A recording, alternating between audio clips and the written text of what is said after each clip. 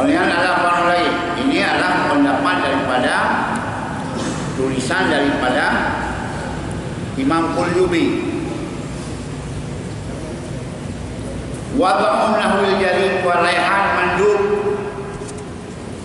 meletakkan seumpama jarid, pelepah-pelepah yang masih basah dan bau-bauan, itu hukumnya sunat.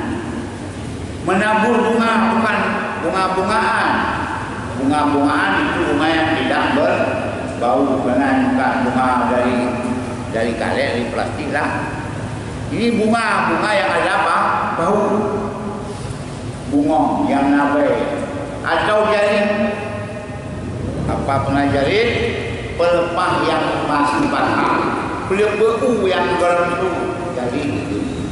Pelepah kurma, menanamkan pohon lawak, pohon jarak yang selalu hidup, hukumnya sunat. Apa alasannya sunat? Pada satu hari Nabi berjalan melalui satu perkuburan dengan Abu Hurairah kalau tidak salah. Begitu Nabi lalu di perkuburan, tersentak Nabi berdiri, berhenti. Abu Hurairah menanya, mengapa ya Rasul berhenti sedang kita berjalan? Tidak tahu kamu apa yang saya tahu. Apa Rasulullah?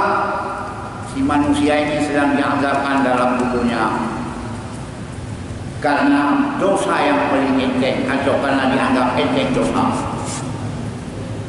Biasanya ya dosa tidak membersihkan kencing. Jalan keluarnya, maka Rasul menyuruh sahabatnya untuk mengambil pelepah kurma yang masih basah.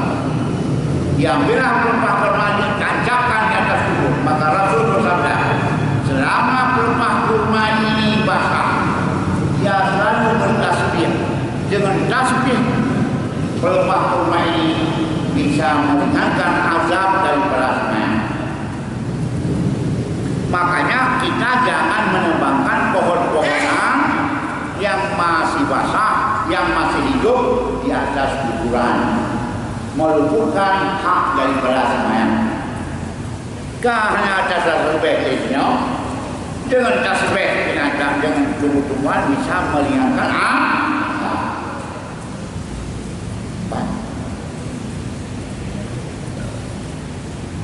Nakanya terjadinya dalam kuburan-kuburan lagi di Jawa. Waduh, harum baunya.